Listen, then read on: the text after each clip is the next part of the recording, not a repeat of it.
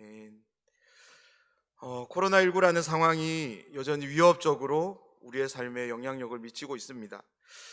새해가 시작되었음에도 불구하고 여전히 우리의 마음에 어려움이 있는 것은 바로 코로나 때문인 것 같은데요. 그럼에도 불구하고 우리에게 품어지는 마음은 동일한 것 같습니다. 하루빨리 이 코로나 상황이 끝나고 우리의 일상이 회복되기를 바라는 마음일 것입니다. 여전히 코로나가 맹위를 떨치지만 한 가지 마음을 품으면서 2021년을 시작했으면 좋겠는데요.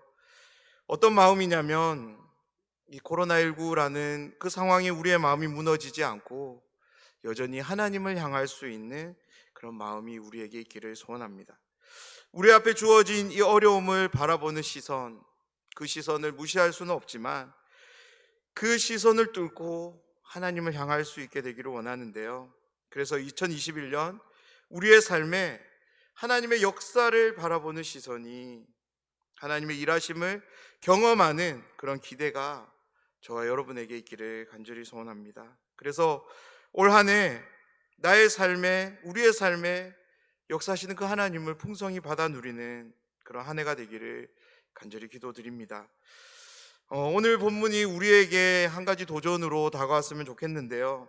어떤 의미에서냐면 예수님이 제자들을 부르시고 그들에게 팔복을 시작으로 하나님 나라, 그 나라가 어떠한 나라인지를 말씀하시기 위해서 십계명을 완성하시는 그런 가르침을 통해서 제자들의 삶이 하나님 나라에 합당한 삶으로 업그레이드 시키시는 그런 모습이 우리의 삶에도 역사되기를 원하는데요. 그래서 오늘 이 말씀을 통해서 우리의 삶 또한 하나님의 나라에 합당한 삶으로 그렇게 업그레이드 되는 그런 은혜가 있기를, 그런 마음을 갖고 품고 오늘 함께 말씀을 나누었으면 좋겠습니다.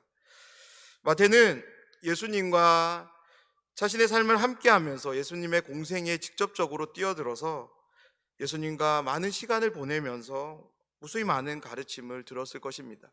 예수님이 펼치시는 이적도 보았을 것이고요, 표적도 보았을 것입니다. 정말이지 상상할 수 없는 그런 기적들을 예수님을 통해서 마태는 실제의 삶으로 경험을 했습니다. 무엇보다 십자가와 부활을 통해서 예수님이 하나님이 보내신 메시아이심을, 그리스도이심을 부인할 수 없게 되었는데요. 그러한 확증은 자신의 머리와 마음에 뚜렷하게 새겨지게 되었습니다. 성령의 감동 아래, 계시 아래 마태는 예수님이 어떤 분이신가를 글로 쓰기를 시작했는데요. 마태는 자신을 위해서 글을 쓴 것이 아니라 하나님이 준비하신 것 같아요. 하나님이 한 대상을 품고 생각하고 글을 쓰게 하셨는데요. 마태로 하여금 생각하게 한 대상은 다름 아닌 자신과 동일한 혈통인 유대의 민족이었습니다. 마태는 유대인을 향해 예수님이 누구신지를 어떻게 설명할 수 있을까를 끊임없이 하나님 안에서 고민했을 것입니다. 그래서 하나님이 그에게 한 가지 지혜를 주셨는데요. 그것이 어떤 지혜냐면 그 당시 유대인들이 가지고 있었던 기본적인 사고의 틀을 적극적으로 반영하면서 복음서를 써야 된다라는 그런 지혜를 받았던 것 같습니다. 그래서 마태는 당시 유대인들이 가지고 있었던, 유대인들이 서로 통용하는 그런 기초적인 사고들, 생각들을 입각해서 복음서를 기록하고 있는데요. 그것이 바로 마태복음입니다. 그래서 다른 복음서와는 달리 예수님이 아브라함과 다윗의 혈통으로 이 땅에 나타나셨음을 밝히면서 시작하고요. 이렇게 시작한 이유가 바로 유대인들이 구약 성경을 통해서 하나님께서 다윗을 통하여 메시아를 보내주실 것을 그들은 믿고 고대했기 때문에 마태는 예수님의 탄생을 이러한 시작으로 하고 있는 것입니다. 그래서 마태복음을 읽어보면 다른 복음서와는 달리 유대인을 참 많이 고려했다라는 것을 우리가 발견하게 되는데요. 그 중에 가장 큰 모양은 마태가 이 복음서를 구성하는 구조인데요.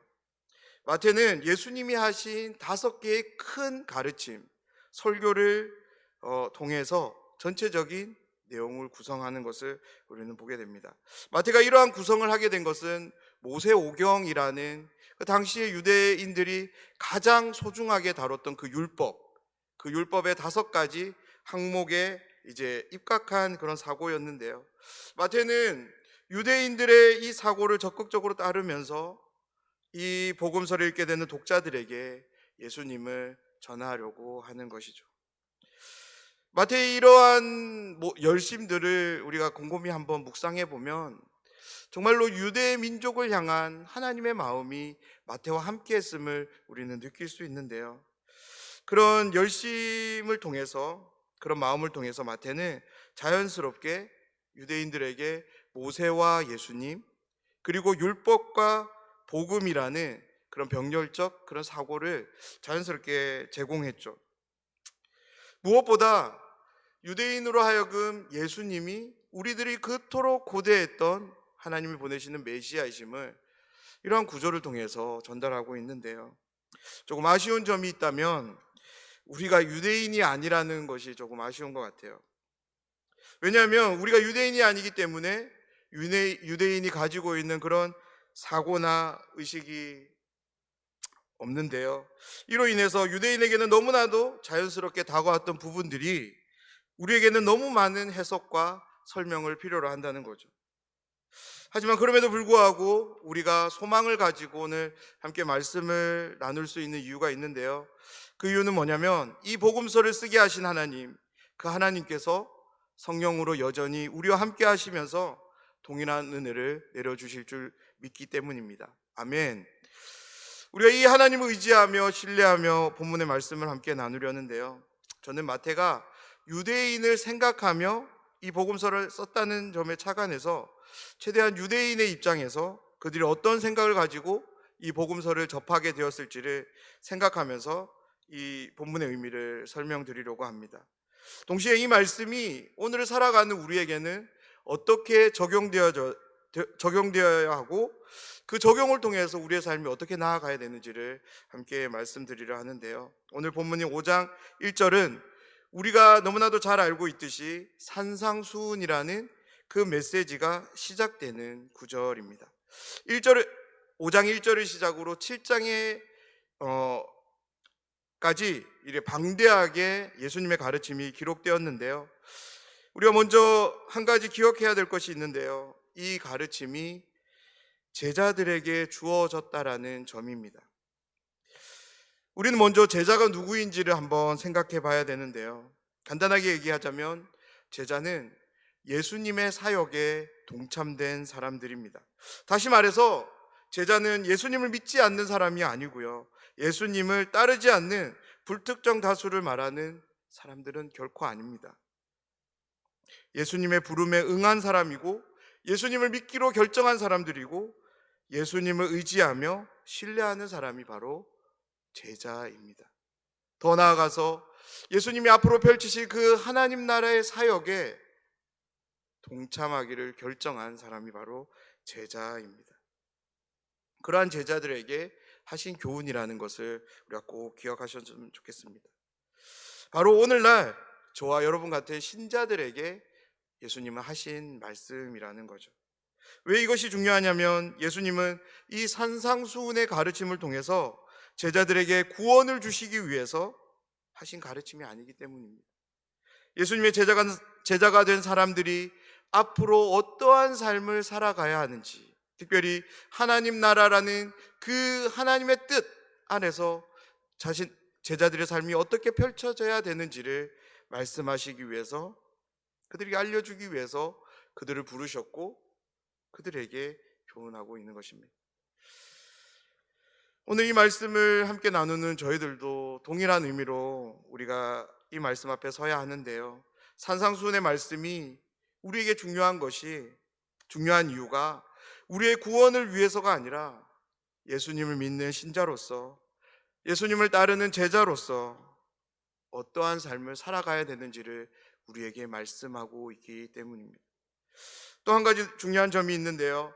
우리가 팔복을 천천히 한번 읽어가다 보면 마치 사람이 무언가를 해야 하나님으로부터 무언가를 얻는 것 같은 그러한 오해를 할 수 있는데요. 오늘 본문인 3절만 보더라도 심령이 가난한 자는 복이 있나니 천국이 그들의 것이며, 이 말씀을 보면 심령이 가난해야만 복이 있고 그로 인해서 천국을 소유하게 되는 것으로 우리가 이해할 수 있습니다. 사랑하는 여러분, 성경은 어디에서도 사람의 노력으로 천국을 소유하게 된다거나 하나님의 자녀가 되고 예수님의 제자가 된다는 것을 말하지 않습니다. 오직 이 모든 것들이 하나님의 은혜로 되어진다라고 일관되게 말합니다. 산상수훈은 제자들을 향한 것입니다. 구원이 아닌 제자들의 삶을 강화시키기 위해서, 특별히 하나님 나라의 삶을 위해서 주신 가르침임을 꼭 기억하시기를 바랍니다. 신자의 삶이 어떠해야 되는지를 알려주기 위해서 예수님이 하시는 가르침임을 기억하면서 오늘 말씀을 함께 나누도록 하겠습니다. 우리 4장 17절 말씀을 먼저 한번 읽었으면 좋겠는데요. 제가 자막을 한번 준비했습니다. 4장 17절 말씀입니다. 이 말씀을 함께 읽도록 하겠습니다. 이때부터 예수께서 비로소 전파하여 이르시되 회개하라 천국이 가까이 왔느니라 하시더라. 예수님은 자신과 함께할 사람들을 필요로 하셨는데요. 왜 필요로 하셨냐면 이 천국을 사람들에게 소개하기 위해서였습니다. 자신을 통해 이 땅에 도래하게 된 천국, 하나님 나라, 이 천국 복음을 전파하기 위해 사람을 필요로 했습니다. 예수님은 그들과 함께하며 하나님 나라를 가르치며 그들로 하여금 하나님의 나라를 전파하기 위해 몇몇의 사람들을 찾아가십니다. 그리고 그들에게 자신을 따를 것을 요청하시는데요. 요청을 받은 사람들은 신기하게도 자신이 하던 일을 그만두고 예수님 따르기를 결정합니다. 예수님은 그들을 제자로 삼으셨고 그들과 함께 길을 나섰습니다. 하나님의 때가 되었을 때 예수님은 제자들에게 무언가를 가르치실 필요를 느끼셨던 것 같습니다. 그 가르침을 위해서 예수님은 산에 오르셨고 예수님이 산에 오르시는 것을 제자들은 따랐고 또한 무리들 또한 따랐습니다. 1절 2절 말씀인데요. 예수께서 무리를 보시고 산에 올라가 앉으시니 제자들이 나아온지라 입을 열어 가르쳐 이르시되. 제자들은 산을 오르시는 예수님을 따라 함께 산에 올랐습니다. 예수님이 어떤 이유 때문에 산에 올랐는지 그들은 궁금할 법도 한데 그런 궁금함을 뒤로한 채 예수님을 따라 산에 올랐습니다. 마침내 예수님은 제자들을 보시고 입을 열어 말씀을 시작하려 하십니다.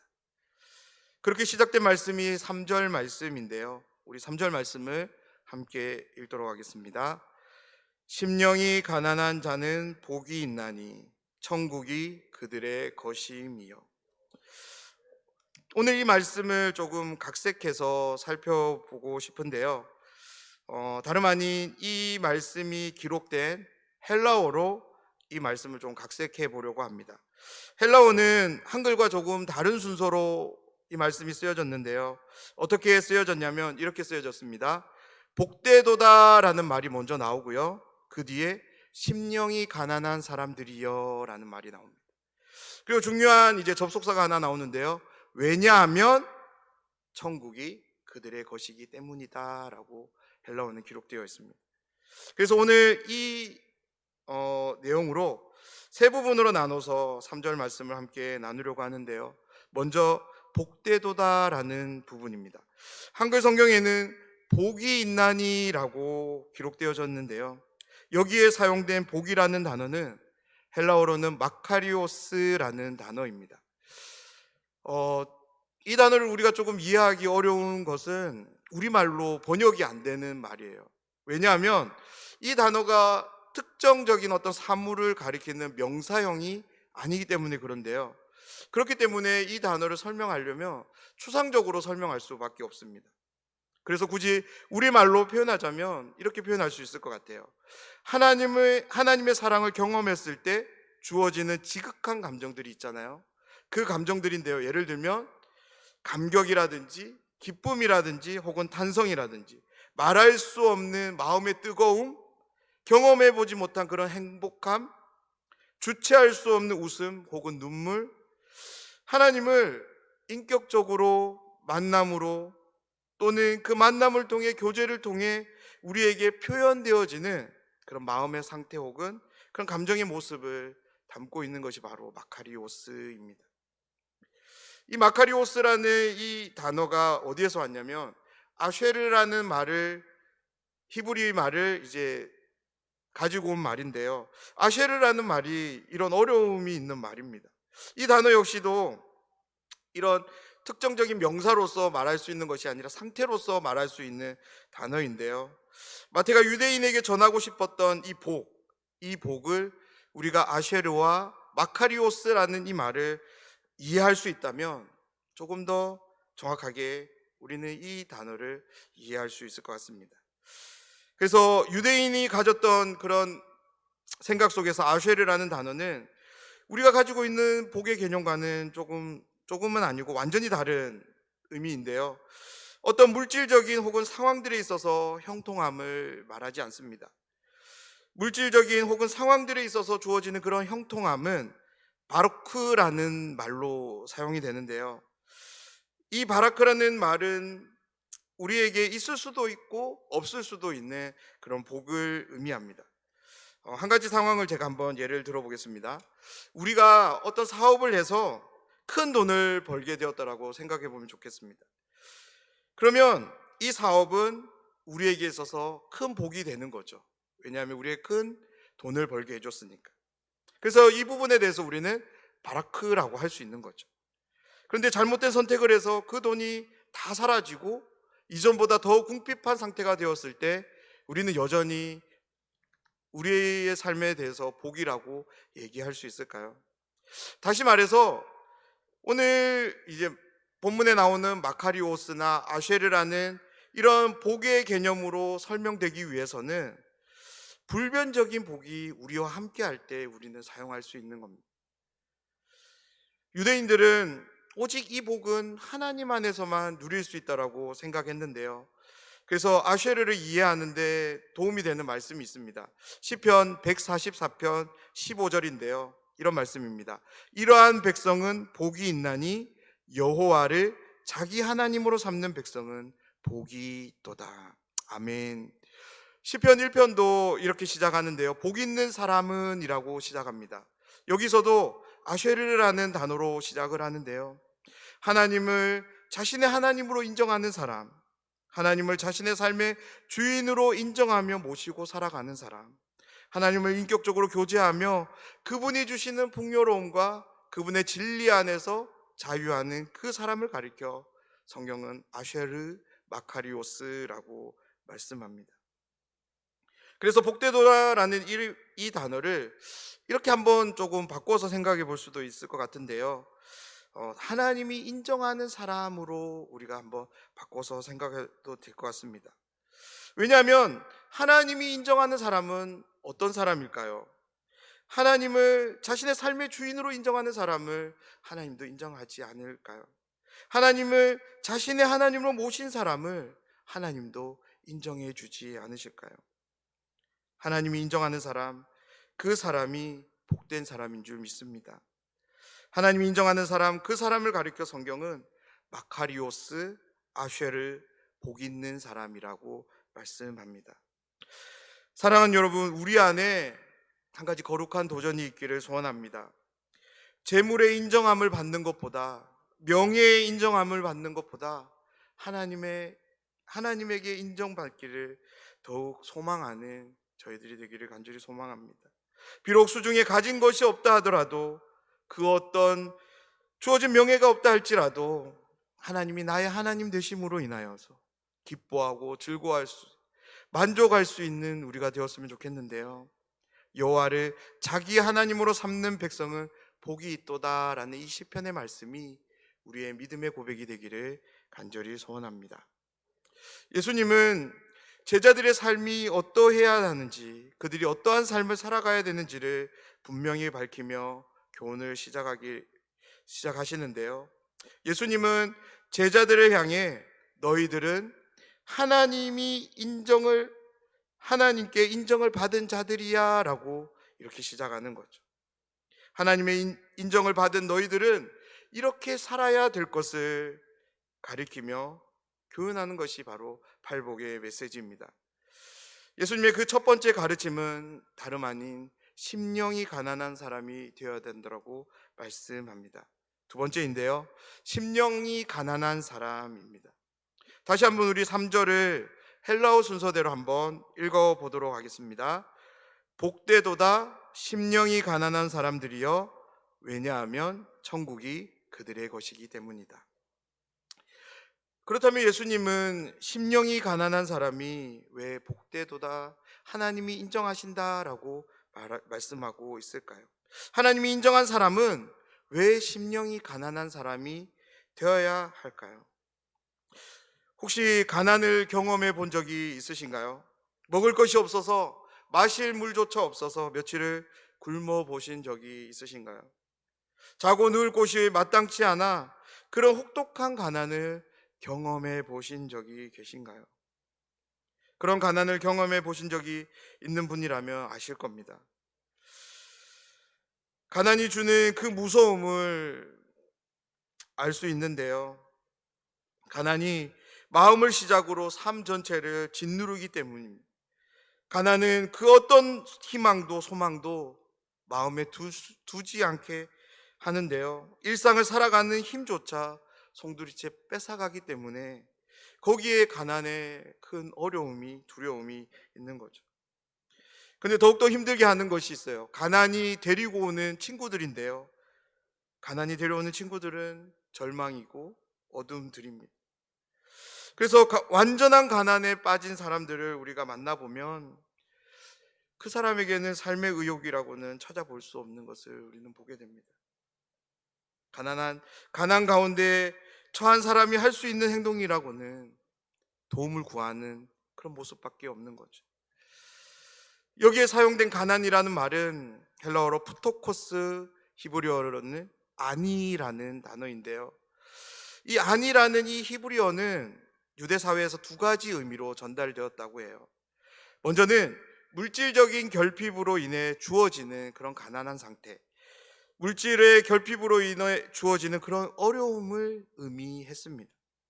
또 다른 의미는 모습의 부정함을 담는 의미였는데요, 오늘 말씀에서는 첫 번째 의미로 사용되었습니다. 고대 사회에서 특별히 구약 성경을 읽어보면 가난은 쉽사리 극복할 수 있는 그런 대상이 아님을 우리는 보게 됩니다. 예를 들어 고아라든지 과부라든지 장애인 등과 같은 사람들은 자신들에게 주어진 그런 삶의 환경으로 인해서 가난에 직면할 수밖에 없는 그런 사람들이었습니다. 이처럼 가난이 수반되는 여러 환경들이 있었는데요, 하나님은 이런 환경들에 대해서 여러 가지 그런 도움들을 주고 있는 것을 우리는 구약 성경을 통해서 보게 됩니다. 왜냐하면 이 가난은 사람으로는 도저히 극복할 수 없는 것이기에 하나님은 그들의 삶에 찾아가서 도움을 주실 수밖에 없었는데요, 대표적으로 땅을 회복하는 고해일 제도라든지 희년 제도, 그리고 곡물을 남겨두고 이자를 받지 않은 그런 경제 활동들 가운데 하나님은 곳곳에 가난을 극복할 수 있는 그런 요소들을 남겨두셨습니다. 다시 말해서 가난한 자에게 있어서 하나님은 절대적인 소망이셨습니다. 그들에게 하나님이 계시지 않는다는 것은 다름 아닌 소망이 없는 것이었습니다. 하나님이 계시기에 그들은 하나님을 찾게 되었고 하나님으로부터 주어지는 그런 은혜의 선물들을 받게 되었습니다. 그로 인해서 그들은 가난을 극복할 수 있었던 거죠. 하나님께 도움을 구했던 그들을 하나님 외면하지 않으시고 하나님을 찾아가시고 그들의 하나님이 되어주셨고 그들에게 도움을 베푸셨습니다. 예수님은 오늘 이 가난이라는 용어를 단순하게 가난의 상태, 어려움을 말하기 위해서 사용하지 않으시고요, 가난이라는 실제적인 상황을 통해서 제자들에게 그 가난의 그 처절한 모습을 기억하기를 원하면서 이 말씀을 주시는데요, 다름 아닌 하나님과의 관계에서 이 가난을 통해서 겪게 되는 그 절박함이 있기를 원하는 마음에서 이 말씀을, 이 단어를 사용하고 있습니다. 제자들로 하여금 그 절박함을 가지고 하나님을 찾을 것을 말씀하시기 위해서 이 가난이라는 단어를 사용하고 있습니다. 가난한 자의 심정으로, 가난한 자가 되어서 누군가에게 간절히 도움을 구하는 심정으로 하나님을 전적으로 의지할 것을 제자들에게 가르치고 계시는데요. 다시 말해서 우리가 생각하는 그런 가난한 상태, 그 상태로 인해서 힘들어하고 마음 아파하고 어려워하는 그런 모습, 그 모습을 말씀하시기 위함이 아니라 그 모습을 통해서 적극적으로 하나님을 찾는 그 하나님을 찾는 그 모습을 예수님은 오늘 이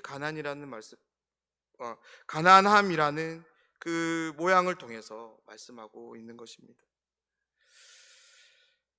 예수님은 제자들에게 그들의 삶이 앞으로 어떠해야 되는지를 말씀하시는데요. 가장 먼저 가장 우선시 되어야 되는 것이 하나님과의 관계이기에 그 관계가 바로 이 절박한 관계가 될 것을 가르치고 있는 것입니다. 사랑하는 여러분, 오늘 이 시간에 제자들을 향해 하신 예수님의 이 가르침이 우리에게 조금 마음에 새겨졌으면 좋겠는데요. 우리와 함께 하기를 소원합니다. 비록 우리의 삶이 가난을 겪고 있지는 않지만, 그런 절박함이 우리에게 있지는 않지만, 가난이 주는 그런 무거움이 우리에게 있지는 않지만, 나의 삶이 그렇게 하나님을 간절히 구할 수 있는 삶이 되기를, 간절히 하나님을 의지하는 삶이 되기를 예수님의 이름으로 축원합니다. 그렇다면 우리는 어떻게 이러한 절박함을 가지고 하나님을 구할 수 있을까요? 실제로 우리의 소유를 다 버리고 가난해진다고 해서 우리가 그렇게 하나님을 찾을 수 있게 될까요? 다시 한번 말씀드린다면, 우리는 어떤 노력으로도 우리가 하나님으로부터 무언가를 얻을 수 있는 존재들이 아닙니다. 하나님이 우리에게 주시는, 특별히 은혜라는 것, 그것으로 인해 주어지는 것이 우리가 믿는 기독교고 성경이 우리에게 가르치고 있는 진리인 줄 믿습니다. 우리에게 필요한 것이 있다면 우리가 가난을 결정하고 우리의 소유를 포기하는 것이 아니라 하나님의 은혜를 구하는 것입니다. 내 삶이 하나님을 그렇게 절박하게, 절망적으로 하나님을 붙잡을 수 있도록 그 은혜가 내 마음 가운데 함께 하기를 우리는 기도해야 될 것입니다. 그래서 오늘을 시작으로 우리에게 한 가지 기도 제목이 생겼으면 하는데요. 하나님, 내 영혼이 가난한 심령이 되어서 하나님을 간절히 찾을 수 있게 되기를 그렇게 기도했으면 좋겠습니다. 가난한 자들이 절망적으로 도움을 구하는 것처럼 우리 영혼이 하나님을 절망적으로 찾을 수 있는 그런 심령이 되기를 기도했으면 좋겠습니다. 가난한 자가 가지는 그 절박함을 가지고 하나님을 찾는 제가 되게 해 주십시오. 내 영혼이 되게 하여 주시옵소서. 그렇게 기도할 수 있는 우리 모두가 되기를 간절히 소원합니다. 하나님 나라 천국 복음을 감당해야 되는 제자의 삶은 심령이 가난한 자의 삶입니다. 하나님을 처절하게 전적으로 의지하며 살아가는 그 삶이 하나님 나라 천국 복음을 감당하는 삶인 줄 믿습니다. 자신의 의를 가지고 자신의 힘을 믿고 자신을 의지하며 살아가는 삶이 결코 누릴 수 있는 나라가 아님을 꼭 기억하셨으면 좋겠습니다. 팔복의 첫 번째로 불리는 이 가르침은 팔복의 시작인 동시에 그 전체 메시지를 이끌고요, 더 나아가서 산상수훈 전체를 이끄는데요. 왜냐하면 제자의 삶 속에서, 신자의 삶 속에서 하나님과의 관계가 가장 중요하기 때문입니다. 마지막 세 번째인데요. 왜냐하면 천국이 그들의 것이기 때문입니다. 유대인의 입장에서 복음서를 기록한 마태는 유대인들이 조심했던 부분들에 대해서 동일하게 조심함을 보이는데요. 세 번째 나오는 이 천국이라는 단어, 이 단어를 사용함이 그러한데요. 예수님은 분명 하나님의 나라를 마태에게 이야기했을 것입니다. 마태는 하나님의 나라에 대해서 이야기하고 싶었을 거예요. 하지만 십계명을 힘써 지켰던 유대인들, 그들은 십계명의 세 번째 계명인 하나님의 이름을 망령되이 일컫지 않기 위해서 하나님이라는 그 말을 사용하지 않았던 사람들이었습니다. 자신의 입을 통해서 그 어떤 형태로든지 하나님의 이름이 망령되이 일컬어지기를 꺼려했던 유대인들은 아예 하나님의 이름을 부르지 않았던 거죠. 대신에 다른 단어를 사용했는데요, 주님이라는 아도나이라는 말을 사용했습니다. 예수님의 가르침을 기록한 마태 역시 이 부분들에 대해서 어려웠을 것 같아요. 하나님의 나라에 대해서 이야기하고 싶은데 하나님이라는 말을 쓰기에는 불편함이 있는 거죠. 그래서 이 하나님의 나라, 하나님이라는 그 내용을 충분히 담을 수 있는 말이 없을까 고민했던 마태에게 놀라운 한 가지 단어가 주어집니다. 그것이 무엇이냐면 하늘이라는 단어예요. 유대인들에게서 하늘은 우리가 보는 그런 하늘도 있지만 하나님이 계신 곳으로 통용되었거든요. 마태는 이 하늘이라는 단어를 가지고 와서 나라를 붙여서 하늘나라, 하늘왕국이라는 단어로 이 하나님 나라를 대신하는데요. 그래서 유대인들에게 예수님을 통해서 이 나라가 시작되었음을 보여주고 있는 거죠. 천국이 그들의 것이다 해서 우리가 또 한 가지 눈여겨봐야 될 것이 있는데요, 그것은 다름 아닌 시제입니다. 예수님은 천국이 그들의 것이다 라는 이 말을 할 때 현재형으로 쓰고 있는 것을 우리는 보게 되는데요, 예수님은 천국이 앞으로 먼 미래에 이루어지는 도래하는 그런 나라가 아니라 지금 여기에 임하고 있음을 말씀하고 있습니다. 그래서 그러한 맥락에서 천국 하나님 나라를 우리가 이렇게 한번 생각했으면 좋겠는데요, 국가를 이루는 세 가지 요소가 있어요. 무엇이냐면 국가가 되기 위해서는 영토라는 것이 있어야 돼요. 밟고 살아가는 삶의 터전인 땅이 있어야 되는 거죠. 그리고 그 땅에 살아가는 국민이 있어야 되고요, 그 국민의 그런 다스림이 이제 미치는 그런 주권이 있어야 하는데요, 하나님의 나라도 동일한 개념으로 우리가 한번 생각해 보면 좋겠습니다. 사랑하는 여러분, 우리가 예수님을 믿음으로 인해 우리에게 영토로서 하나님의 나라가 약속으로 주어집니다. 또한 우리는 하나님 나라의 백성이 되고요, 하나님의 통치와 다스림이 우리에게 역사되기 시작합니다. 다시 말해서 우리가 예수님을 믿음으로 인해 하나님의 나라는 우리에게 임하는 거죠. 마찬가지로 제자들 역시 그랬습니다. 예수님을 만나기 전에 하나님의 나라는 그들과는 아무런 상관이 없는 먼 미래에 있을 법한 그런 하나님의 약속과도 같은 나라였죠. 그런데 예수님을 믿고 난 후에, 예수님의 제자가 된 후에 하나님의 나라는 먼 미래에 주어질 자신이 살아가게 될 나라가 아니라 지금 자신에게 임한 나라가 된 것입니다. 하나님의 나라는 죽어서 가게 되는 영원한 본향인 동시에 예수님을 믿음으로 인해 지금 우리에게 주어지는 현재임을 꼭 기억하시기를 부탁드립니다. 오늘 말씀을 통해서 우리가 두 가지를 기억했으면 좋겠는데요, 첫 번째는 예수님이 산상수훈의 말씀을 제자들이라고 하는 특정 대상을 위해 준비한 가르침이라는 것입니다. 다시 말해서 오늘날 하나님을 믿는 신자들에게 하신 말씀이라는 겁니다. 제자들의 삶이 어떠해야 되는지, 신자들의 삶이 어떠해야 되는지를 말씀하시기 위해서 이 가르침을 제자들에게 하셨고, 마태를 통해서 유대인들에게 하셨고, 오늘날 저희들에게 하고 계심을 믿습니다. 그래서 이 말씀 앞에 우리의 삶을 한번 돌아와 봤으면 좋겠는데요, 예수님은 제자들에게 가난한 자들의 모습, 간절히 도움을 구하는 모습으로 하나님을 찾을 것을, 하나님을 의지할 것을 말씀합니다. 사랑하는 여러분, 우리는 지금 어떻게 하나님을 찾고 계신가요? 습관적으로 그냥 그렇게 하나님을 찾고 계신 것은 아닌가? 찾고 있지는 않으신가요? 우리의 마음속에 한번 질문해 보셨으면 좋겠습니다. 나는 하나님을 믿습니까? 나는 하나님을 믿는 사람입니까? 나는 하나님의 자녀입니까? 나는 예수님의 말씀을, 하나님의 뜻을 쫓기를 결정한 제자입니까? 그렇다면 이 말씀 앞에서 어떠해야 할까요? 오늘을 시작으로 내 삶에 하나님이 없이는 아무런 소망이 없음을 체감하며 하나님을 절박하게 찾을 수 있게 되기를 간절히 소원합니다. 나의 삶이 전혀 가나안과 멀어서 그것이 어떤 절망적인 상황인지를 느낄 수 없는 분이 계신다면 하나님 앞에 이렇게 기도했으면 좋겠습니다. 하나님 내 영혼이 하나님을 간절히 찾을 수 있도록, 그 가난한 자들이 절박한 심정으로 도움을 구하는 것처럼 하나님 간절히 찾을 수 있도록 은혜를 주시옵소서.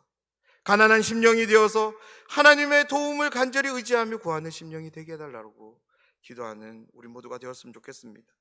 두 번째는 산상수훈이 하나님 나라를 살아가는 삶을 위한 가르침임을 기억합시다. 하나님 나라는 하나님의 통치와 다스림을 받는 나라입니다. 나의 생각과 나의 마음으로 내 뜻과 내 소원대로 살아갈 수 있는 나라가 아니라 하나님의 생각과 하나님의 마음, 하나님의 뜻과 하나님의 소원이 이루어지는 나라라는 것을 꼭 기억하시기 바랍니다. 사랑하는 여러분, 우리는 하나님의 백성임을 고백합니다. 하나님의 자녀가 되었음을 확신합니다. 그렇다면 나의 삶이 어떠해야 될까요? 나의 삶의 주인이신 그 하나님의 다스림 앞에 우리는 불복하며 순종함으로 나아가야 될 줄 믿습니다.